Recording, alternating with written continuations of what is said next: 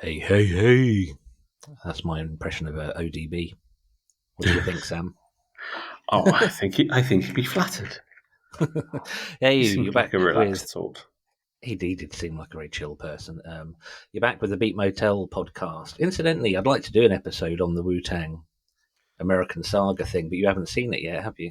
No, I haven't. But I don't mind. I don't mind a few spoilers because, I mean, frankly, trying to get my partner to be open to some of these things is a bit too much of a challenge. So Yeah, I kind of watched it when in like dead time when there was nothing else that anyone else in the family wanted to watch, and I had to shut the door when it was on because the language. I mean, I live in the ghetto in Ipswich, and the language was spicy to the extent that I didn't want my teenage daughter to hear it because it's probably the most full on thing, and there's words which I won't utter that are used frequently in it. But anyway, let's move on. Today's theme. Now, it started off as the 10 or however many best light shows, and it's kind of evolved into the best stage shows. This came about because of one of the most recent Beat Motel podcast episodes was a review of Arrival Consoles and Heimbach gigs that I went to. And one of the things that really amazed me is just how good the stage show was for something so simple. But I've got Rival Consoles as one of my picks, so I'm not going to talk about that too much. We're going to start off, before we get onto the whole stage show, light show thing, with riffs of the week. And we have 2 riffs of the week this week. So I'm going to start with my riff of the week. Are you ready, Sam? yes, go for it. Let's Are your loins girded and all that stuff? I've lubed up. It's a bit sweaty. Here goes. Here's my riff of the week.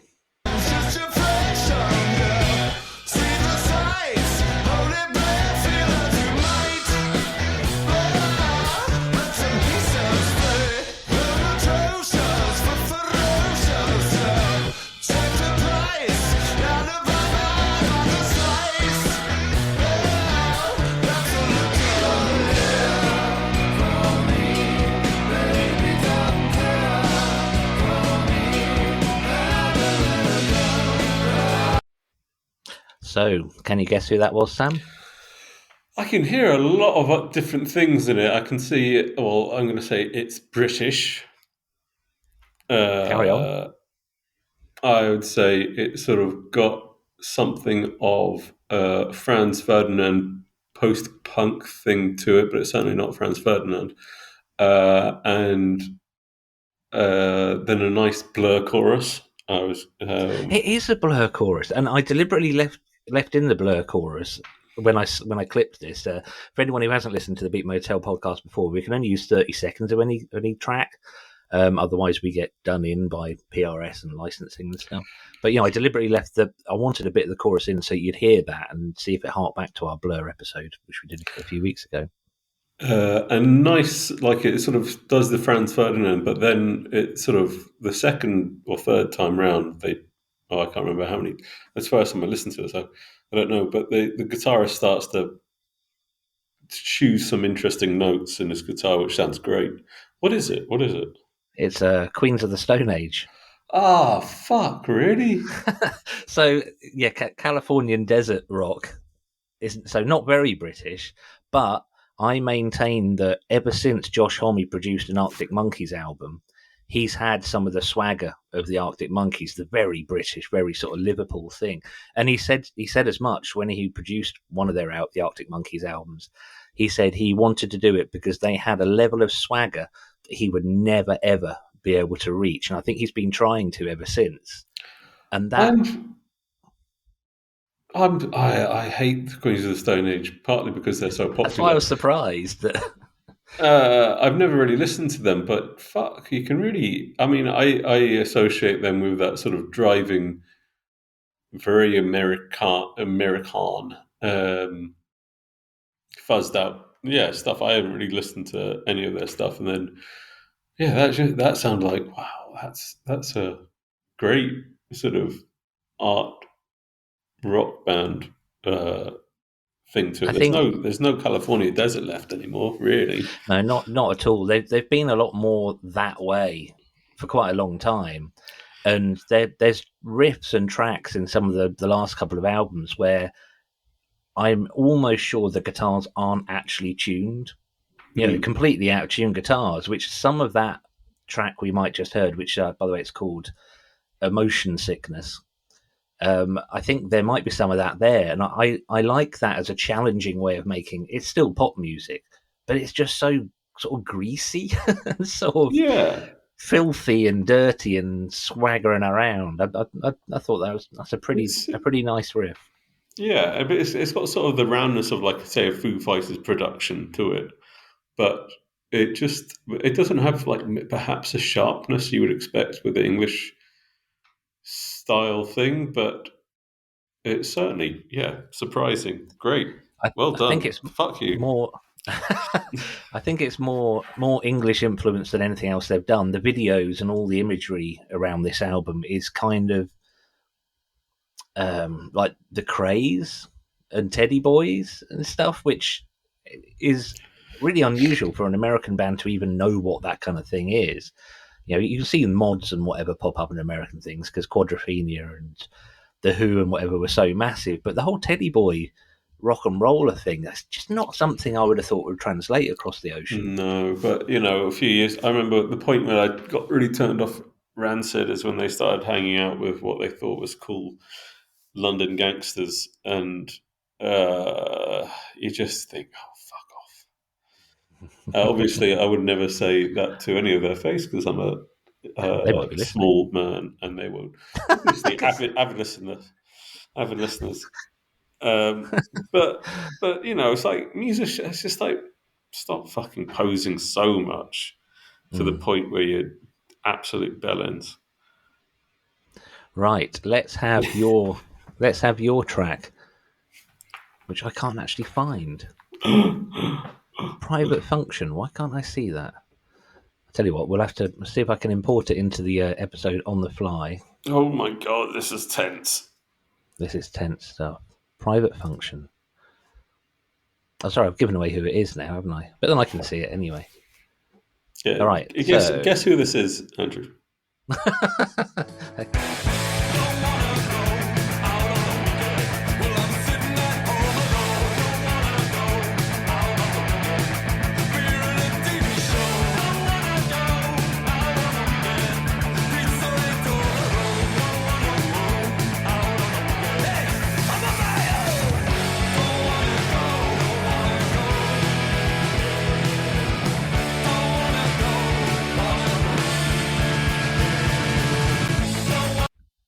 So that was Private Function with Don't Want to Go Out on the Weekend.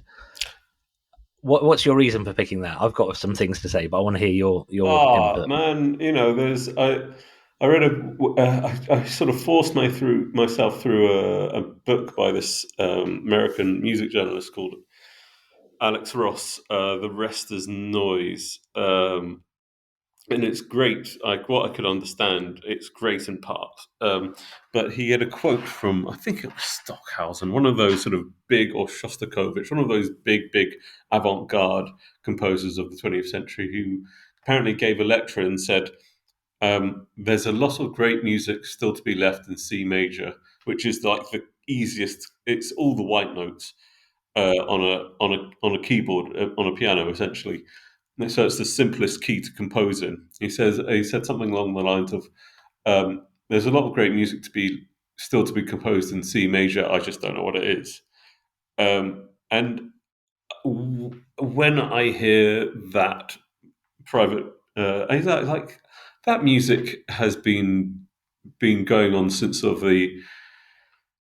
it's 90s Americanized. They're Australian band, but it's a sort of 90s pop punk sort of Screeching Weasels, The Queers, Teenage Bottle Rockets, heavy Ramones influence, and I don't know. There's such joy in it, and I love the antisocialness of the lyrics. I like and I like sort of. I normally hate it when they pair the vocal harmony with the lead guitar line, but it works, and it's sort of joyously done.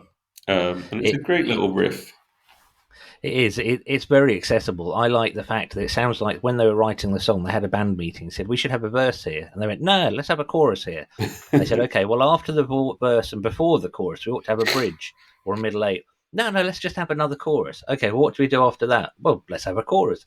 It's essentially 3 choruses in a row, which Yeah, yeah.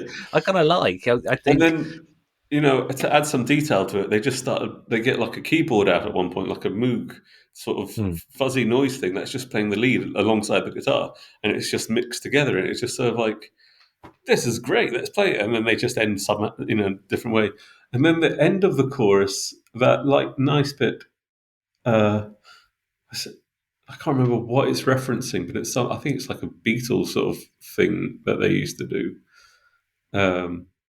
Where they sort of harmonise a little bit with the ending of the ringing out guitar chord. Hmm. It's just a joyous little piece of music. There's still a lot of great pop punk to be written. I just can't write it. Well, me neither, but it's joyous music. I think there's a lot of joy in very complex music, but I really like kind of bands like, well, the aforementioned pop punk bands, because you just put it on, slam it out you come, there you go. You know what you're getting. And the idea that all music has to be pushing the envelope or reaching new brave territory, I think that kind of music just disproves that. You can just be very good at doing something very specific. That's how a lot of metal bands exist. I think that there's this aspect of yeah, I mean, I never really understood. I hate prog rock. Let that be no secret. And I think one of the reasons I hate prog rock is because it's this idea of being progressive through complexity rather than progressive through interesting ideas. And one of the things I always found most attractive about um, sort of what I take as their initial sort of artistic idea behind the original sort of punk rock movement is that it doesn't matter it doesn't matter if you can play, it matters what your ideas are. Mm. And through that you get this explosion of creativity in like Adam Ant and Susie and the Banshees and Bauhaus, and I'm trying not to name any of these sort of obvious bands because and the Slits, lest we forget, the Slits were one of the greatest punk albums ever. And you have this explosion of people who really, I mean, the Slits' genius in the first album, the genius was to get the Banshees drummer who could really play because the rest of them couldn't, and he just holds this chaos together. But they also wrote pop songs at the end of the day. They didn't just, it's this completely different idea of what pop could have been. With a really weird artistic aspect to it. And I think that's something that a lot of tech metal, particularly tech death metal, sort of forgets. And it's just like, and this is one of the reasons why people keep going back to things like Metallica, is they write choruses, they write songs that are identifiable as songs, and they write choruses that everybody can shout along to. And it's just like, give something. There's nothing wrong with giving people a little bit of something to cling on to when you're making your abstract weird shit. I think do a load of weird stuff, have a big sing along chorus, do weird stuff. Yeah, I like There that. you go. What bands? I want to find a band now that does just that. I like it. It happens more in metal where you just get like a sudden little riff that just comes in once. And you kind of go, oh, well done. But as much as I like bands like Emperor, you're like, just chill for a bit. Just let the riff come out. Oh, there was a riff. No, just leave it. Just let it Yeah. ride out for a few minutes. Well, It's a bit too much of a tease. one of my favorite things was when I was 2006, I got into this band called Satellite Carnage. I must have played the Death Will Be the Dying to Me. The Death will Dying Will Be the Death of Me. This song that sort of was supposed to be taking piss out of metalcore, and it was. They have this amazing chorus to it, and they do it twice in this sort of 4-minute song, but it's just like these uber complex rhythms that playing along with, they're pulling and pushing rhythms, the riffs are complex as hell, and then all of a sudden you have this like power metal vocal with a growl underneath it, doing the same thing, and it sounds so amazing. It is one of the greatest metal choruses ever, because it is this sort of your brain going, give me something to attach to. Can I just have something? But then it just gives you this joyous big thing. I love it. I love that song. That's my favorite album of theirs. The rest of it is complex as hell, and they do memorable riffs, but that song is just on a class of itself. It's that release, isn't it? A lot of really good music just needs that release, and if you like that sort of tension and release thing, Sam, you might like prog. Anyway, let's move on. So, Sam's pick first. So these are, say, it started off as what's the best light show you've seen, and it's become what gigs did you walk away from and just go wow, but not based just on the music. I think bands are good live generally. In fact, I don't think I've seen a bad band outside of a pub for many, many years. So I'm going to play your first pick, Sam, and then I'm going to let you describe it. I've decided that when we do this, it works much, much better to play the track first, because that way, as we've just proven with Queens of the Stone Age, your own preconceptions about what it's going to be just don't matter at all. So I'm going to play your first pick, Sam, and here we go.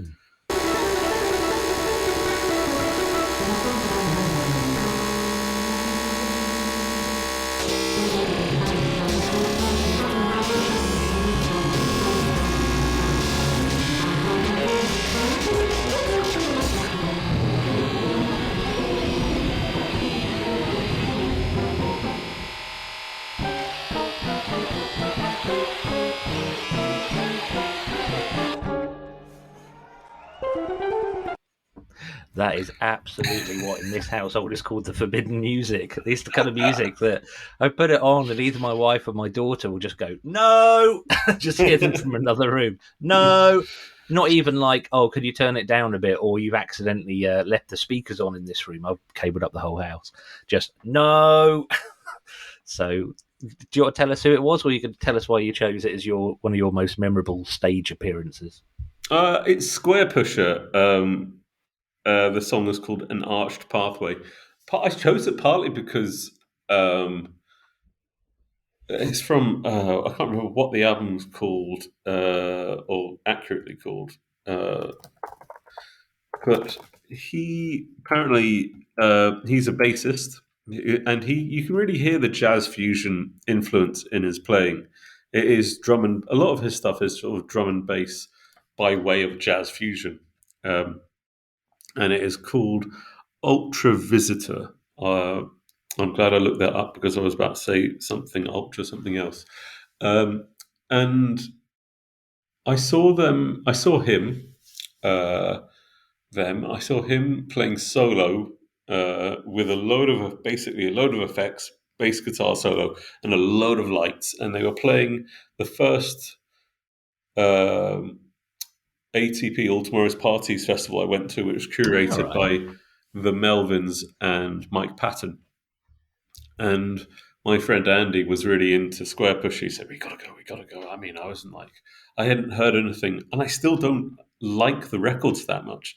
But the light show was incredible. And then you just have, this person playing a bass solo over beats that are somehow, as I understand it, reacting to what he is playing as well. And so it's sort of this really complex, algorithmic, somehow sort of math, prog, jazz, drum and bass thing going on. And you have this black and white light show going on at the same time. And it was just sort of like, I've never heard the albums to the point that I really got into them, but that live show was second to none, and it really, stayed with me afterwards.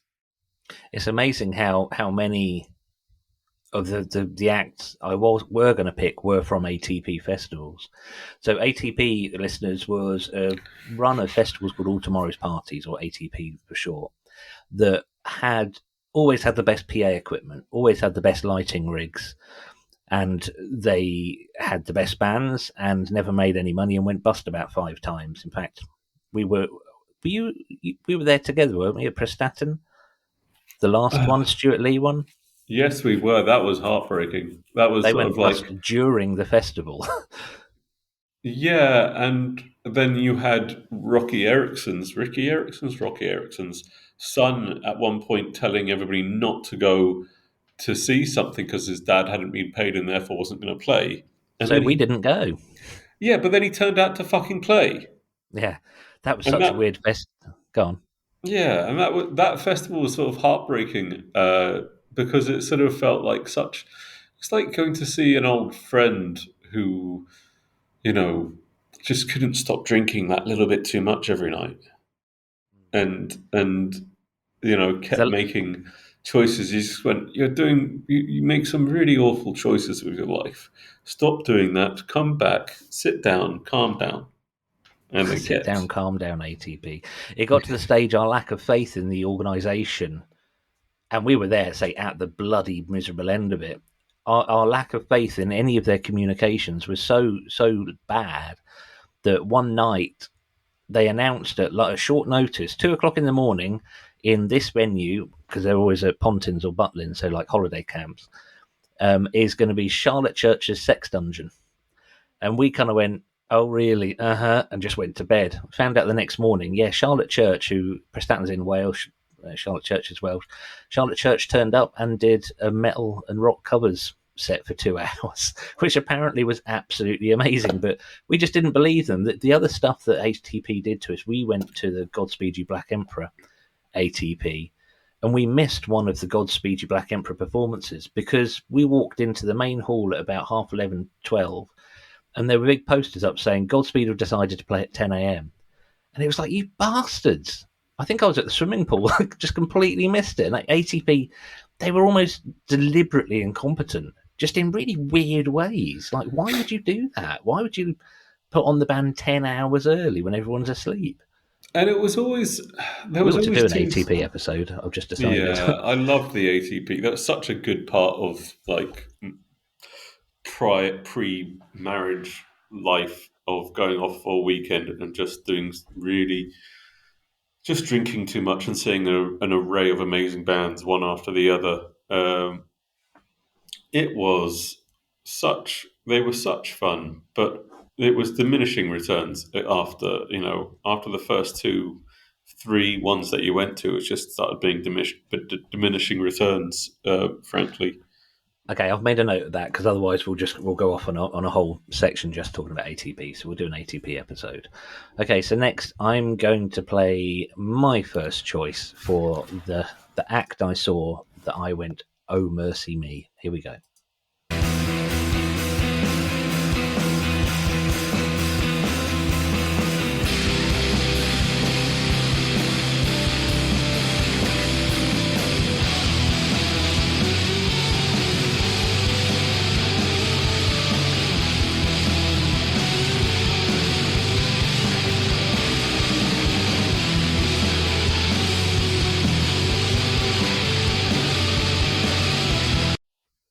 So that was. Do you have a guess who that was? I'm going to say post-rock band. Yeah, that's a fairly safe. That's a fairly safe guess. That's Mogwai. Uh, Um, yeah. Playing a song called Glasgow Mega Snake. I chose this because I went to the first Latitude Festival with my wife and one of my friends. And the first Latitude Festival, it's now become a prawn and avocado toast type festival. But the first one, it's like they'd forgotten to tell anyone that the festival was happening. It was sold out, but there was only about 5,000 people there. It's tiny. And it's run by the same people who used to run Reading Festival. So we turned up, and there wasn't many people there. There were no really big bands, but Mogwai were headlining in a tent.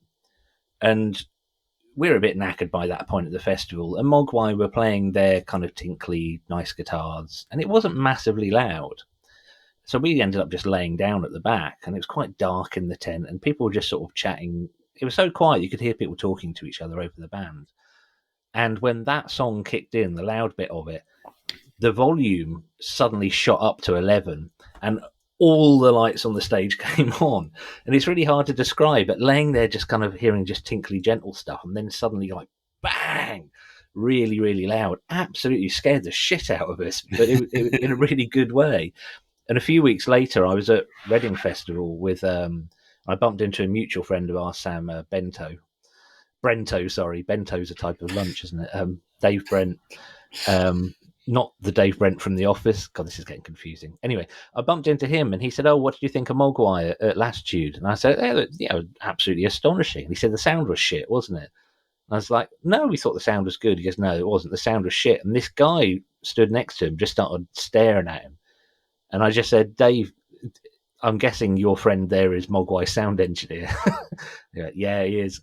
So I asked him, I said, "Did you play quiet and then whack the volume up?" And he said, "Yeah, on the fader, they're on sort of 1.5, 2 for about the first 2 or 3 tracks that they played. And then when that loud bit came in, they just basically flicked the faders up to full." And I've never known another band do that because holy shit, the effect was phenomenal.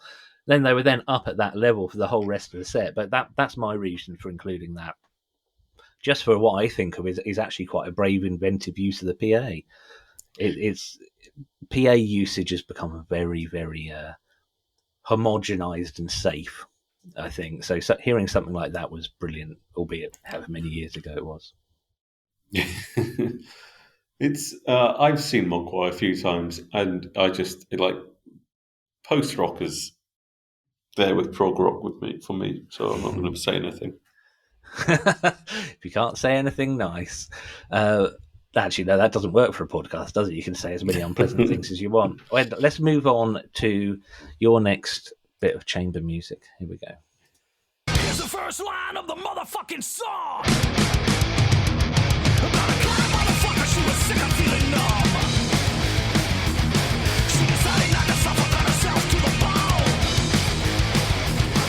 She grabbed a butcher knife and she ran away from home. Now she is the color. She don't hurt herself, she hurts you, motherfucker. Jason Oh, Donovan's nice. had a brave new change of direction, hasn't he? It's a good cut. Yeah, I was quite pleased with that. Go on then, Sam. Who's that? Gwar. Do you know what? I was really surprised at how much I enjoyed that. I remember hearing Gwar when I was at high school and going, "Oh, this metal's so stupid." But I Yeah, think there's some riffs in there. Yeah, they might not be inventive. Yeah, they might not be changing the face of music, but they're really good riffs. I saw Gwar just in 2009 before my child was born, and it was something I couldn't convince anybody else to go to, and it was magnificent. They are the metal answer to Parliament and Oh Funkadelic. wow! I totally get. Do you know what? That makes so much sense to me. I really get that There because is there's the this sort of costumes and props just and this, yeah, and this massive stupid party going on stage, and Gwar, and it's just like the people who go to see it are so up for it as well. It's not, you don't get like this. If this is in London, you don't get these people standing at the back so much going, "Oh God, what's this going to be chin like?" strokers. Yeah, and it's more like, no, this everybody's here for the same reason, and and they have produced some surprisingly good songs, and I was thinking about getting some of those. Like one, I've got two of their albums really, and they're the classics. So what's it called? My memory for album names is terrible. Um, the two classics, or not, they have more than two classics, but they're sort of the classics are Scum Dogs of the Universe and America Must Be Destroyed, and they're sort of like crossover thrashscape sort of stuff. And there's a large dent of sort of offensive humour in it. And they lost their singer. What was he called? Odorous. He was called, Odorous. yeah, Odorous Urungus. And then they lost their singer, and they sort of, they could have called it a day, but that didn't really make sense for a band that is themed upon extraterrestrial sort of, scumdogs. So they got in their old bassist, and he's really sort of brought out, rather than sort of the seediness to it, he's brought out sort of uh, the silliness of it, and I don't know. They just, as a live show, you can't fault it. It is, you're being splattered with fake blood and fake spunk, and you have these people on stage who are all wearing these ridiculous prosthetics. the musicianship is actually like you got to. Those guys are playing for an hour plus They're in playing for those an hour covered in costumes. foam costumes, yeah. Yeah, and the drummer especially, like they're just you got to give your hats off. Yeah, I take my hats off to them. Great musicians, and good and great songs, some great songs, and then the live show is just the most ridiculous thing in the world, and it was just so sort of fantastic as a sort of I'd experience. go. I think some bands I'd go if there was the opportunity, just because, just to see the stage show. I think Bruce Springsteen falls into that for me. I'm not sure I could last the whole 3.5 hours that he does, but it's supposed to be very, very good live. Oh yeah, I've heard that. I went to see. So I went 2006 again. I went to see with a friend. We managed to get these £5 tickets to see Metallica at the what's it called, the O2 down in Oh, the Millennium Greenwich in Dome. London, and we had these tickets up in the gods. And every time they played it, it's like everybody sort of pisses on bad albums and bands playing their sort of secondary material live.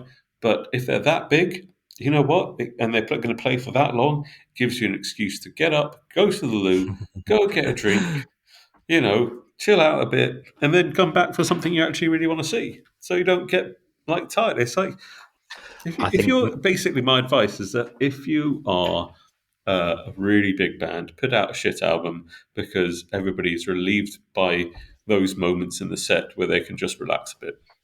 Metallica piss breaks. Metallica piss breaks.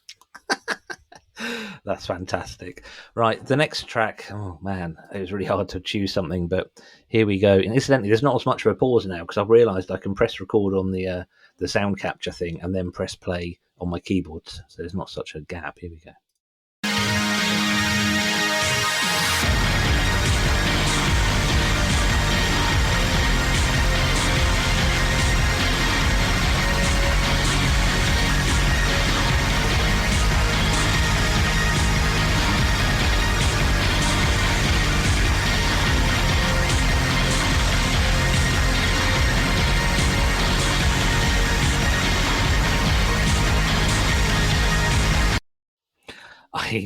That is completely at randomly chosen. That it's Fuck Buttons with a song called Brainfreeze.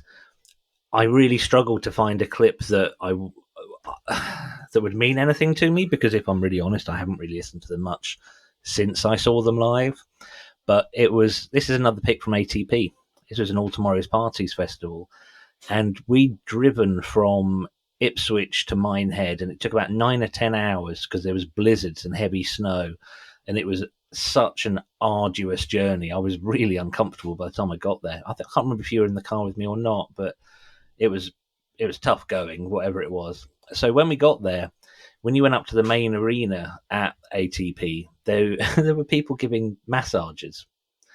And you sat down on a little stool and somebody would give you a massage. And I was so knackered and so tense. I was like, hey, okay, cool, whatever, I'll go for a massage. And I sat there having my head massaged and my shoulders massaged as Fuck Buttons came on. And it was really nice and relaxing, and it was a good massage and all that. And as the Fuck Buttons set wound up in intensity, some of the lighting on the stage went down, and instead all the lights in the whole arena became part of their stage show.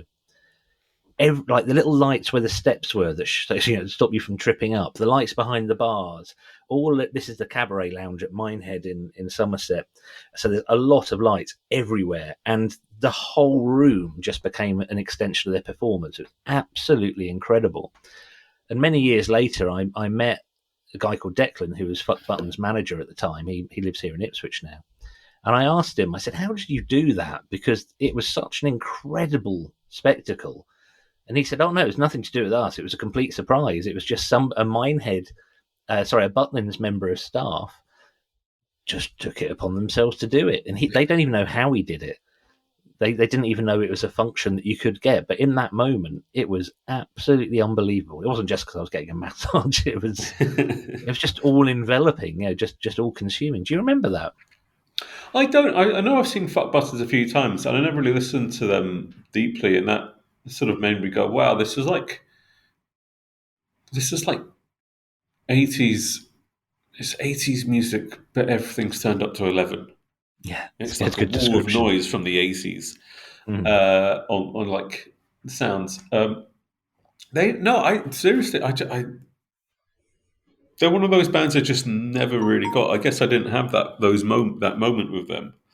Um, I guess I just never really had that moment with them where they sort of clicked. I can't remember that state. I may not. I may, I can be a grumpy fuck, so I may have just went. I've seen them a few times. They're nothing. I'm not going to go and see them. I don't get why ATP keeps putting them on. Yeah, again, I could go off on a tangent about ATP, but we'll save that for another time. Sam is waving his finger around, signifying that he possibly needs to go for a wee. No, you keep going. I'm actually just going to go and get some water. Oh, okay. Well, I will do the podcast equivalent of a poor Metallica song while Sam is gone. So if you're listening and you need a wee, go for it. But incidentally, if you've got earpods or those kind of earbuds that just stick in your ear, I don't recommend leaving them in when you're stood over a toilet or sat on the toilet having a wee, because if they go in, you might not want them back. Hey, Sam has returned. You've returned in time for your next choice, which I've got to say was one that surprised me. So here we go with it. My eyes are small, and your eyes are closed. Another day, another emotion. Playing a game, he called me a fag. I said, don't be an ignorant fool. You must be gay, your prejudice rules. Screw this, I'm leaving. And I don't need a racist friend, and I'm not like you. And I'm from Korea, my eyes are small. That choice really surprised me. Go, tell us all about it. Well, this is Mike Park. He is known from the band Shankin' Pickles and the Chinkies, the Bruce Lee band, and a few others. Asian Man Records? He is Asian Man Records. He is Asian Man Runs Records, it out of his mum's garage or something like that. And he played. He played Brighton. This is down in Brighton. This is Concord 2. He played this all day, and I think it was an all day he played. But he had sort of this really simple setup with him. He had his acoustic guitar, and he had a projector, and he had a screen, and he was sort of playing these songs. And there was a really American nostalgic to it. But he started playing these songs. I'm not particularly sure which songs he was playing, but he certainly played that one. And there was something about the simplicity of it, and about sort of that just really took me in that moment. And I found myself at the end of his set crying. And I was just really, really moved by his performance, and it was very powerful. And it, you don't need endless pyrotechnics to be powerful all the time. And so I wanted that contrast. I replaced this the other day because I was going to put Alice Cooper, but Alice Cooper and Gwar are basically the same thing at different. They're part of the same spectrum essentially, and part of the same end of the spectrum. And Mike Park had this completely different aspect to it, and it was one of the most moving sort of performances I've seen. And it was really sort of simple and powerful, and I'd never listened to the stuff, frankly. It's not my sort of thing, but that song is a great song. But it just really moved me. I'm just putting down a note that it would be good to do an episode on bands that don't translate from live to record. So I'm just making that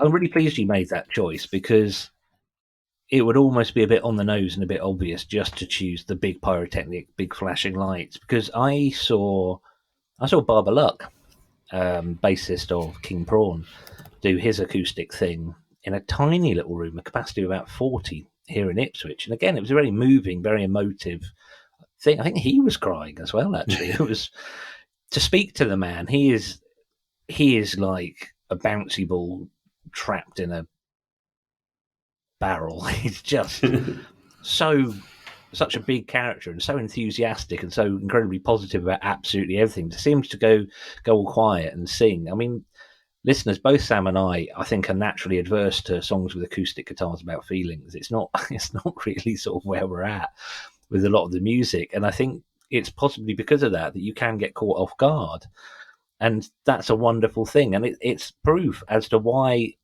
it's a very good idea to go to bands and go to gigs that you wouldn't necessarily choose to go to, because you'll get caught out.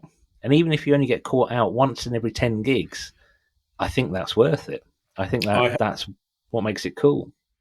I also have a thing of like, take chances. If you've heard the name of a band and you can afford to go to the gig and you have nothing to do that evening, go to it. Because again, you might just be caught by surprise. And if you always listen to what you're going to get, you ruin that ability to be surprised and to listen with open ears. And, you have these, you go to these gigs with well-known bands and people are always listening out for the things they know rather than actually being open to those moments where, wow, that was a great thing. What was that from? I agree entirely. And speaking as a musician who performs regularly, please just come to gigs. Just go to gigs. But you've hit something that is one of my grumpy old man things, is that people are apparently less willing to go to gigs if they don't know the hits. And there's so much goodness out there. There's so many good bits of music that take you by surprise. Well, it's interesting. The Finland's been in the news in the last few weeks because of their Eurovision entry. The guy called something along the lines of Karin. He was robbed. Yes, he was. And my mother-in-law apparently got quite drunk the other night at the party, and her and her friends were dancing and singing along to it. It was a good song. Sorry, it's been in the press. You're saying, but he played a big gig in the ice hockey arena here, which is is sort of like the biggest indoor stadium gig that you can do. And he was just wondering, like, what else is he gonna? What else is he gonna fill up like a 45-minute set with? And he's actually put out 3 albums, but they're much more sort of straightforward hip hop. But it was sort of like, I hope the people went to it and he didn't just have to play cha cha cha like 4 or 5 times to please people. There are some bands that do that. And do you know who Chesney Hawkes is? He was the son of one of the Tremolos, a British 60s beat pop band kind of thing. And he had a massive hit with I Am the One and Only, and somebody I know went to go and see him, and he played it first. Basically, I just got to get that out of the way, and then played like new album. And I just thought, God, how many people wandered off after that? Just like, it must be a difficult position, and it's not. My musical career has been untroubled by success and the need to meet the demands of my fans. It raises the question, if you're in that position, what do you play? Do you play it first or do you play it last? There was another band, I can't remember who it was, and they had a big hit song. It might have been Wheatus, and they played here in Ipswich, and they just did Teenage Dirtbag about 6 times. There were other songs as well. They just kept on playing it. I apologise to Wheatus if it wasn't them, because I'm sure they're listening and getting angry. Yeah, right. Right, so good choice, Sam. Weezer with Buddy Holly. Oh no, I wouldn't expect Weezer to do that. You're more of a Weezer fan than. Well, I just haven't been exposed to enough Weezer, I don't think. We should do a Weezer episode. No, no, I'd like to do episodes. Oh, okay. Here we go. Here's the next track.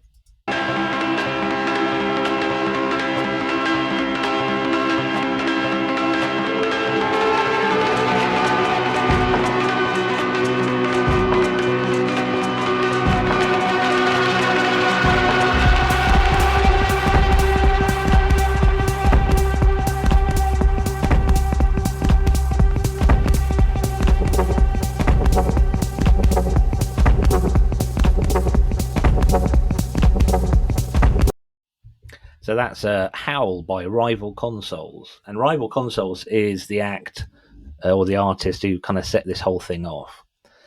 it's really difficult to pick 30 seconds that does justice to kind of the light and shade and the build up and the interestingness of seeing Rival Consoles live or even listening to the records. But live, I saw him, his name's Ryan, at the Barbican Centre in London a couple of weeks ago, and there's a review of it on in an earlier episode.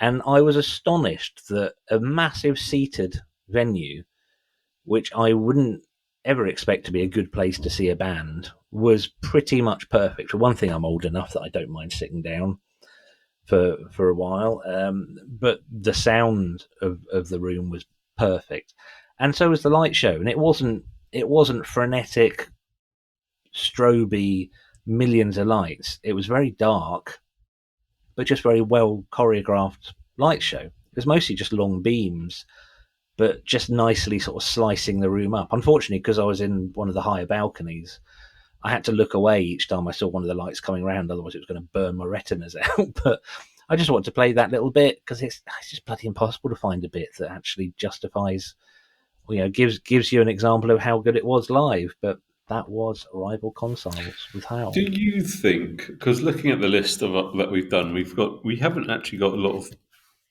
pop acts in. We listen to a fair amount of things that have catchy choruses and stuff.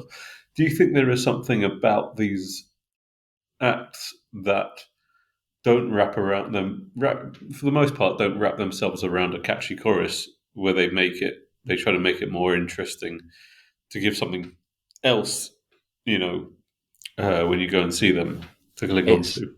It's an entirely fair point. A lot of electronica is man stood behind desk.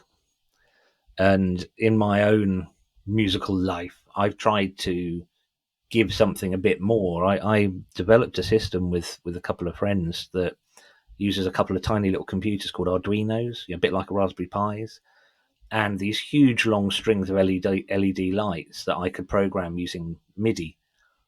And it was a lot of work, and it did look quite cool, but it still didn't detract from the fact it was me stood behind a desk with a laptop. And you're in danger with a lot of electronica of looking like you're doing your emails. So there's a big movement in electronica away from computers. They call it doorless.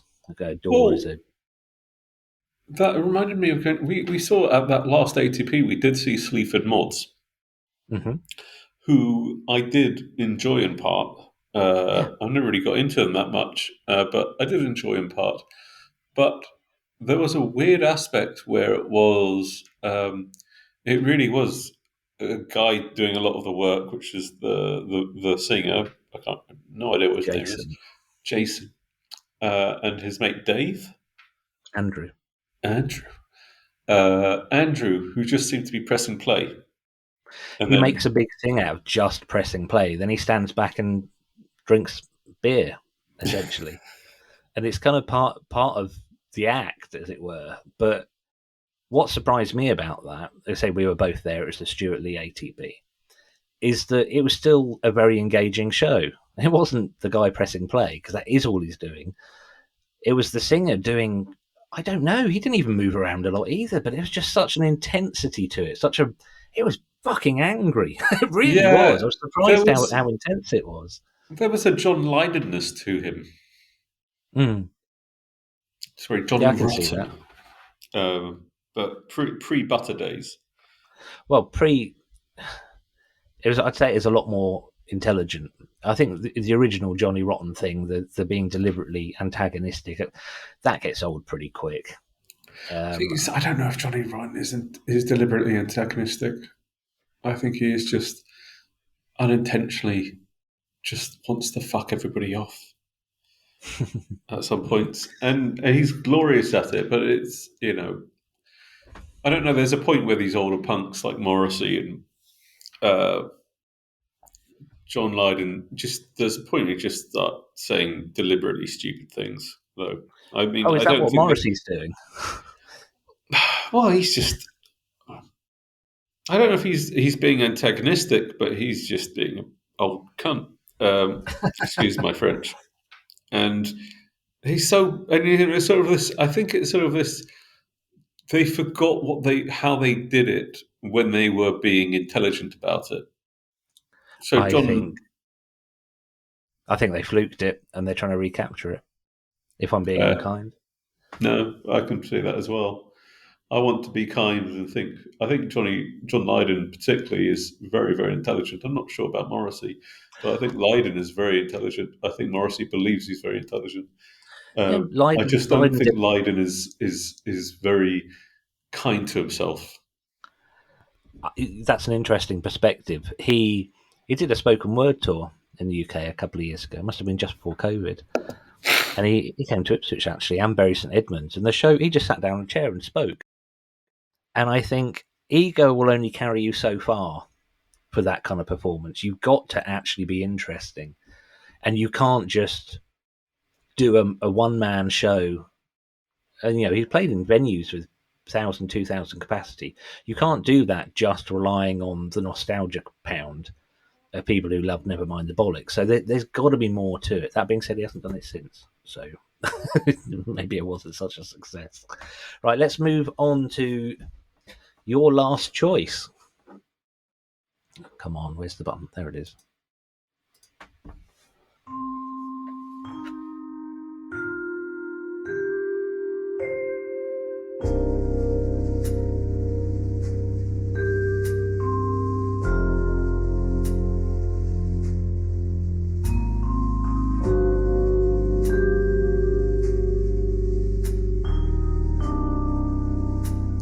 Nice.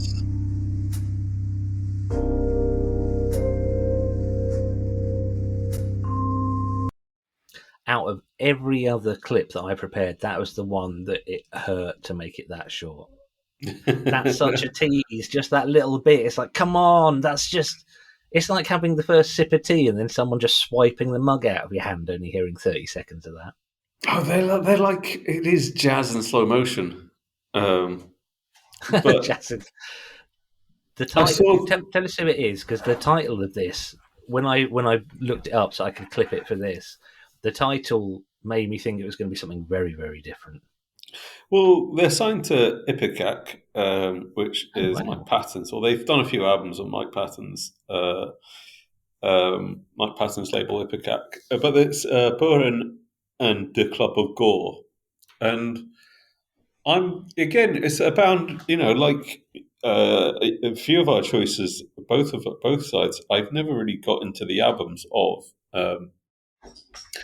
but on the other side, I want to see them at the Union Chapel, which is a venue in London that it used to be a chapel, it used to be a religious spot, and now is a venue, and you still sit in the pews to see it, and it's that, and they had this sort of really moody lighting with it, and I don't know, it's one of those points I just sort of remember feeling captivated by the entire thing. I took a chance. My friend wanted to see them.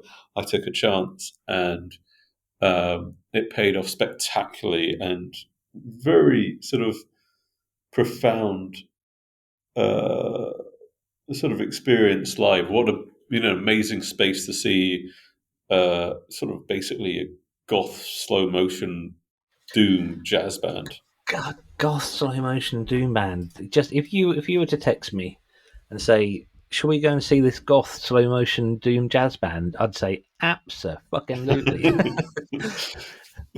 That's I really, really like that, and I like anything that subverts the expectation of something without doing it in a really crass way. And I say, when I saw The Club of Gore, I was like, okay, what kind of weird grindcore is this going to be?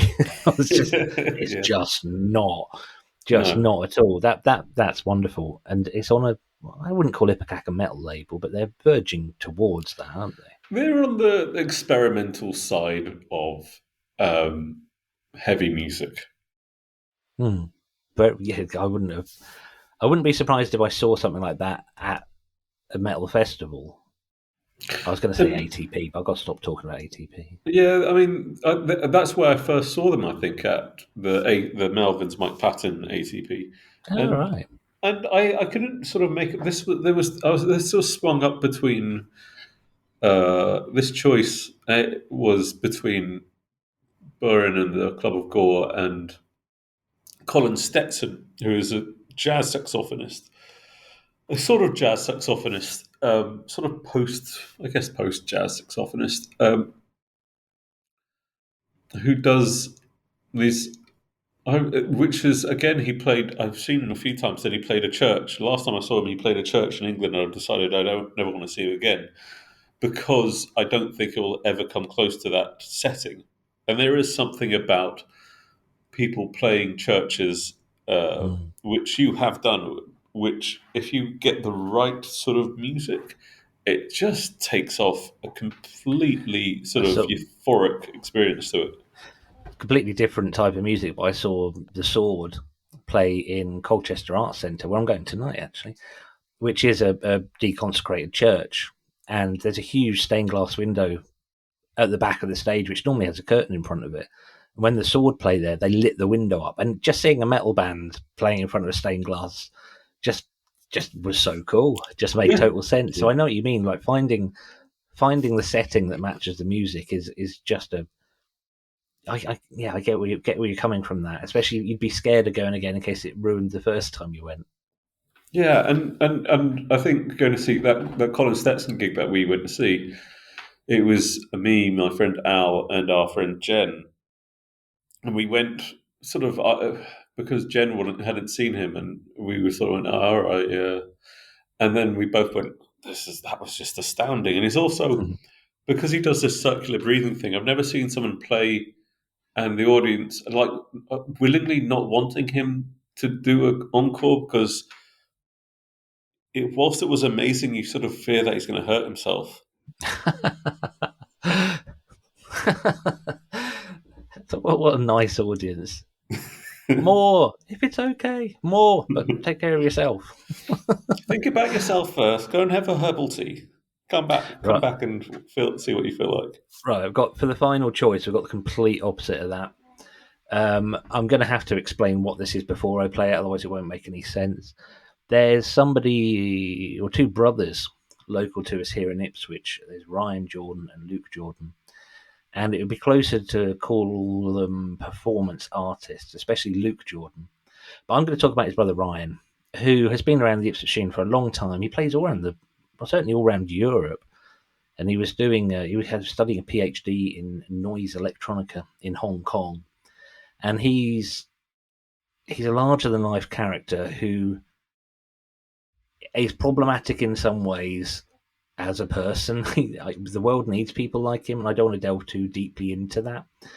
But the performance I've nicked a bit of clip from is from a gig that I did. I made a short film about that was in a venue called the Steamboat here in Ipswich.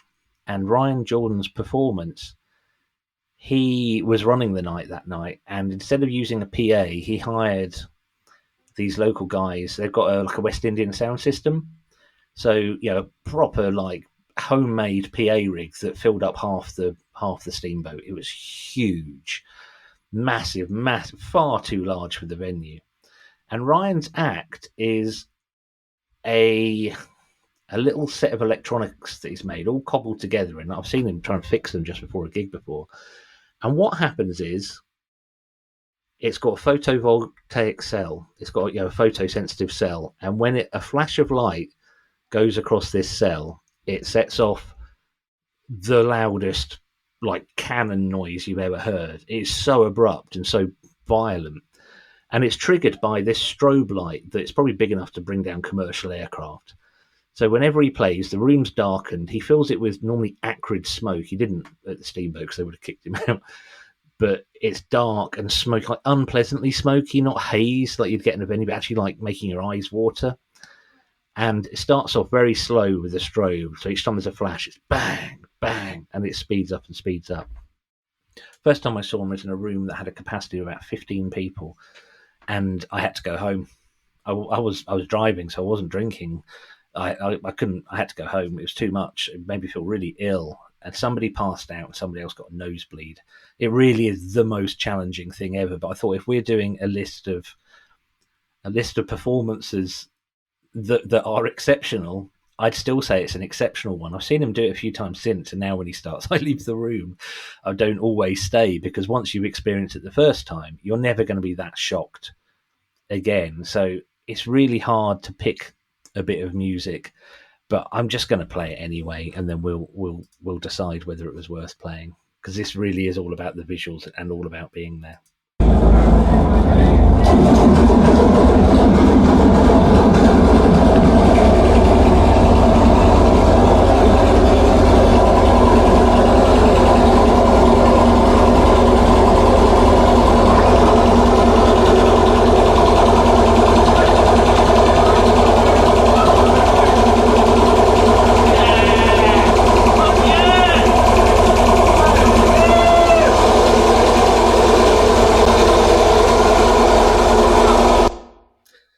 See, I picked a bit near the end of the set. I love the fact you hear someone go, "Yeah, fuck yeah!"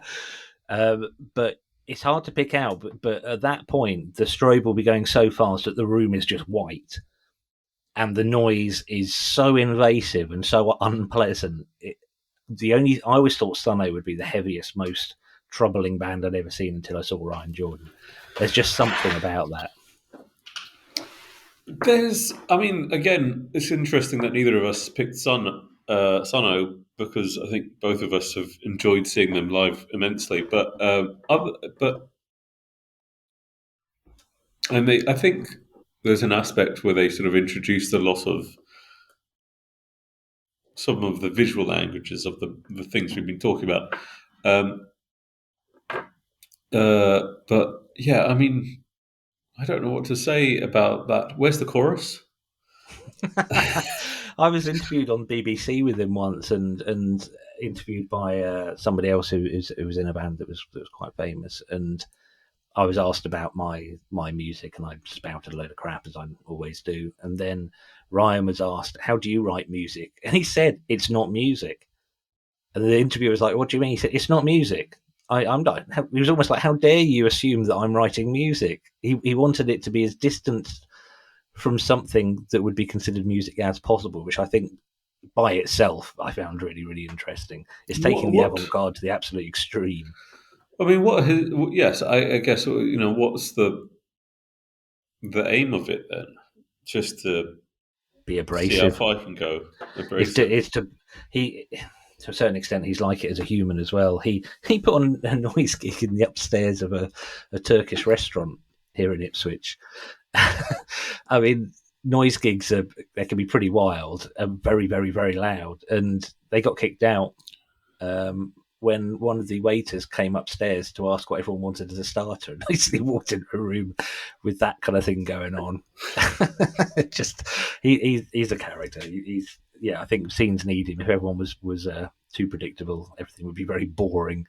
But I thought it would be a good note to end on, or lack of note, to be more precise.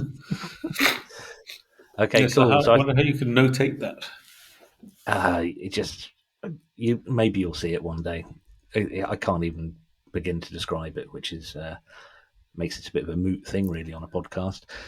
Right, I think we want to wrap it up there. We've just tipped over the hour mark. So the next episode will be a live review, which will be out in the next few days, or if you're listening to this in the future, it will be history. Is there anything you'd like to add, Sam?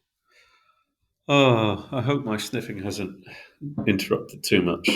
Very bunged up over here in Finland. No, I haven't heard any sniffing at all. Right, I can hear my daughter. Oh, there we go. I can hear my daughter raiding the fridge, so I'm going to go figure out what that's about. Okay, thanks for listening, everyone. I'm going to say goodbye. Do you want to have the last word, Sam? You can't wave. They can't hear that. No, I don't want the last word.